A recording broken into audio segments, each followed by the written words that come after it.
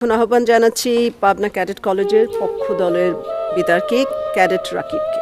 ধন্যবাদ মাননীয় সভাপতি, আমাকে কিছু বলার সুযোগ করে দেওয়ার জন্য। আমার দলের প্রথম বক্তা যখন অবহেলাকে সংজ্ঞায়িত করে গেলেন, তখন প্রতিপক্ষের প্রথম বক্তা বিতর্কের এই মঞ্চে উপস্থিত ছিলেন ঠিকই, কিন্তু মন হয়তো ছিল অন্য কোথাও। তাই তিনি বারবার ভিন্ন ভিন্ন সুরে একই গান গেয়ে প্রমাণ করার চেষ্টা করে গেলেন যে সন্তানের মানসিকতা নাকি বৃদ্ধ পিতামাতার প্রতি দায়িত্ব পালনে অবহেলার মূল কারণ নয়। অবহেলার সংজ্ঞায় যেখানে বলছে অবহেলা হচ্ছে প্রদত্ত পরিস্থিতিতে যত্নের অভাব এবং ইচ্ছাকৃত অসতর্কতা, অর্থাৎ বিজ্ঞ প্রতিপক্ষ, অবহেলার প্রশ্ন আসে তখনই যখন আপনি পূর্ণ সামর্থ্য থাকা সত্ত্বেও আপনার বৃদ্ধ পিতামাতার যত্নের প্রতি ছিলেন উদাসীন।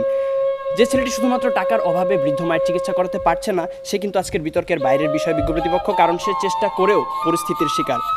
তার মানসিকতার কোনো দোষ নেই, অবহেলার তো কোনো প্রশ্নই আসে না। কিন্তু বৃদ্ধ পিতামাতার প্রতি দায়িত্ব পালনে পূর্ণ সমর্থ হয়েও যদি আপনি তাদেরকে করেন উপেক্ষা, তখনই তাকে আমরা বলবো অবহেলা, যা আপনার মানসিকতারই সমস্যা বিজ্ঞ প্রতিপক্ষ। আমার সন্তান যেন থাকে দুধে ভাতে, অন্তরের এই নিবেদন তো পৃথিবীর সব বাবা মায়ের। অথচ সারাটা দিনের ব্যস্ততা শেষে একটুখানি অবসর পেলেই যেখানে আমাদের ফেসবুক বা হিন্দি সিরিয়ালে ডুব দেওয়ার সময় হয়, সেখানে ফোন দিয়ে মাকে একটিবার জিজ্ঞেস করার সময় হয় না মা ভালো আছে কিনা, বাবাকে জিজ্ঞেস করার সময় পর্যন্ত হয় না ওষুধগুলো ঠিকমতো খাচ্ছে কিনা। এখানে দোষটা কিন্তু বিজাতীয় সংস্কৃতির ধারক ও বাহক হিন্দি সিরিয়াল বা সোশ্যাল মিডিয়া ফেসবুকের আগে আপনারই মানসিকতার বিজ্ঞ প্রতিপক্ষ।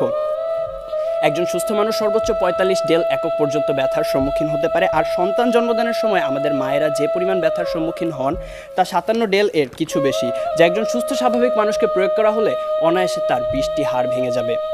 সন্তানের জন্যই যে মায়ের সর্বস্ব বিসর্জন, সন্তান হয়ে সে মায়ের প্রতি যেন আমাদের নিষ্ঠুরতম আচরণ। আর এর পেছনে মানসিকতায় যদি দায়ী না হবে, তাহলে কেন নারায়ণগঞ্জের ফতুল্লা শাসনগাঁও এলাকায় ভরণ পোষণ থেকে বাঁচতে সন্তানদের দ্বারা বস্তাবন্দি অবস্থায় রাস্তায় ফেলে যাওয়া 80 বছর বয়সী বৃদ্ধা হাসিনা বেগম সেদিন মারা গেলেন? কেন জামির উদ্দিন শেখ নামের শতবর্ষী বাবা 5 ছেলের 4 জনের হাতেই মার খেয়ে আজ শয্যাশয়ী? তথ্যসূত্র দৈনিক প্রথম আলো, 13 জুলাই 2018। পত্রিকায় প্রকাশিত এমন হাজারো হতভাগ্য হাসিনা বেগম বা জামির উদ্দিন শেখের গল্প আপনাদের শোনাতে পারি, জীবনযুদ্ধে যারা হেরে গিয়েছিল। হ্যাঁ বিজ্ঞ প্রতিপক্ষ, জীবনযুদ্ধে যারা হেরে গিয়েছিল সন্তানের ঘৃণ্য মানসিকতার কাছে। এরপরও কি সন্তানের সেই পচে যাওয়া মানসিকতার চেয়ে বিভিন্ন পারিপার্শ্বিকতার অজুহাতকেই বড় করে দেখবেন? প্রশ্ন এলো বিপক্ষের দ্বিতীয় বক্তার কাছে।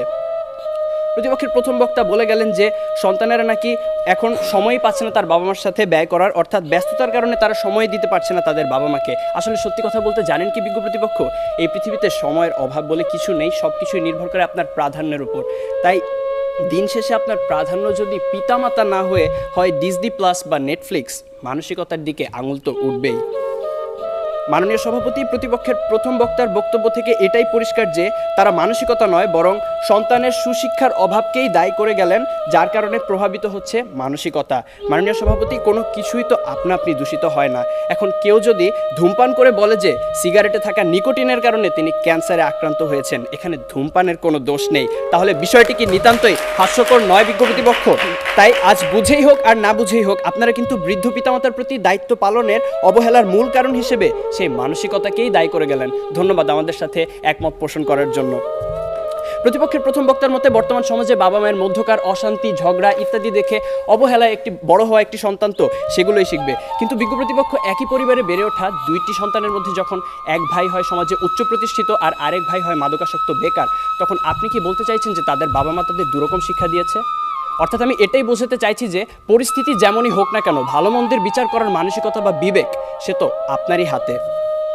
অবাক বিষয় কি জানেন বিজ্ঞ প্রতিপক্ষ, আপনারা যখন এই মঞ্চে দাঁড়িয়ে বৃদ্ধ পিতামাতার প্রতি অবহেলার বিভিন্ন কারণ হিসেবে নানা অজুহাত টেনে আনতে ব্যস্ত, তখন সব কিছুকে বুড়ো আঙুল দেখিয়ে মন্তাজ মিয়া নামের একজন দরিদ্র রিক্সা চালক সম্পূর্ণ অপরিচিত একজন বৃদ্ধকে নিজের বাড়িতে নিয়ে এসে নিজের বাবার মতো যত্নার্থী করছেন গত 5 বছর ধরে। রিক্সা চালক মন্তাজ মিয়ার এই ঘটনা হানিফ সংকেতের ইত্যাদি অনুষ্ঠানে প্রচারিত হয়েছিল। যেখানে অনেক উচ্চশিক্ষিত সচ্ছল ছেলেমেয়েরা অবহেলায় নিজের পিতামাতাকে বৃদ্ধাশ্রমে পাঠিয়ে দিচ্ছে, সেখানে মন্তাজ মিয়া একজন দরিদ্র রিক্সা চালক হয়েও এমন একটি মহৎ কাজ কি করে করতে পারলেন? তার তো ছিল না অর্থবিত্ত, শিক্ষা কিংবা উচ্চ সামাজিক অবস্থান, কিন্তু তবুও তিনি তা পেরেছিলেন কারণ তার ছিল একটি উন্নত মানসিকতা, বর্তমান সময়ে যা বড়ই অপ্রতুল। শেষ করার আগে মনে করিয়ে দিতে চাই, দূরত্ব, সময়ের অভাব, কাজের চাপ, সুশিক্ষার অভাব ইত্যাদি বৃদ্ধ পিতামাতার প্রতি দায়িত্ব পালনের ক্ষেত্রে কিছু দেয়াল মাত্র, মানসিকতাকে বদলালেই যা পেরোনো সম্ভব। বৃদ্ধ পিতামাতার প্রতি দায়িত্ব পালনের ক্ষেত্রে যদি কোনো কারণে কমতি হয় বা সন্তান অসমর্থ হয়, সেক্ষেত্রে আপনাদের দ্বারা দেখিয়ে যাওয়া যুক্তিগুলো হয়তোবা একটি কারণ, কিন্তু বৃদ্ধ পিতামাতার প্রতি দায়িত্ব পালনের ক্ষেত্রে যদি কোনো কারণে অবহেলা করা হয়, সেটা অবশ্যই সন্তানের মানসিকতারই সমস্যা বিজ্ঞ প্রতিপক্ষ। বার্ধক্য মানেই অসহায়ত্ব, একাকিত্ব, মৃত্যু ভয় আর হাজারো রোগ ব্যাধির আনাগোনা। জীবনের যে সময়টায় আমাদের সবচেয়ে ভালোবাসার মানুষ বাবা মায়ের সবচেয়ে বেশি প্রয়োজন হয় আমাদের, তখন কেন আমরা আমাদের মানসিকতাকে কবর দিয়ে দূরে ঠেলে দিব তাদের? তাই বিজ্ঞ প্রতিপক্ষ, আসুন আমরা আমাদের মানসিকতাকে বদলাই। জীবনের বিনিময়ে হলেও যারা সন্তানের প্রতি ভালোবাসার এতটুকু কমতি হতে দেন না, সেই সোনার পিতামাতার প্রতি গভীর শ্রদ্ধা নিবেদন করেই শেষ করছি।